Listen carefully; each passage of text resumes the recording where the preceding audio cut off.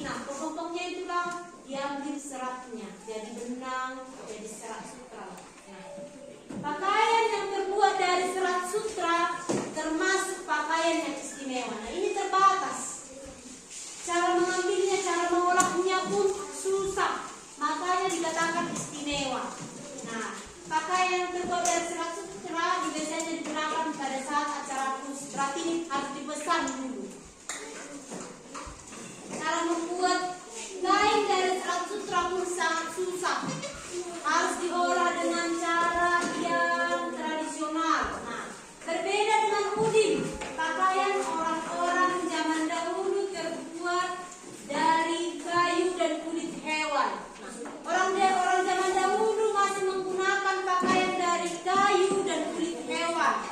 Pakaian mereka sangat sederhana, hanya menutupi bagian sini aja orang zaman dahulu. Tidak pakai yang atasan. Itu pun dari kulit hewan, dari kulit kayu. Satu pakaian mereka digunakan untuk berbagai keadaan. Orang zaman dahulu hanya satu pakaiannya. Bersyukurlah kita dapat berganti-ganti pakaian. Ada rok, ada celana, ada gaun, ada jaket. Nah, di sini dikatakan hampir semua bahan dasar pakaian terdapat di alam. Bahan dasar pakaian jumlahnya terbatas. Nah, jagalah pakaianmu. Tuhan juga menyukai apa yang mereka jaga dan miliki. Nah, dari bahasan kita hari ini, dari pembacaan tadi, Ibu suruh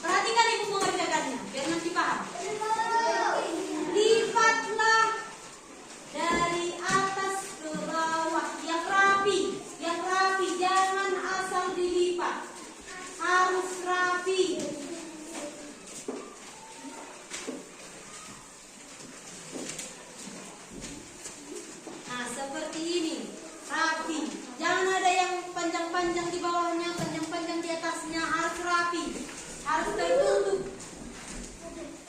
Sudah semuanya rapi, rapi dibuat, harus rapi.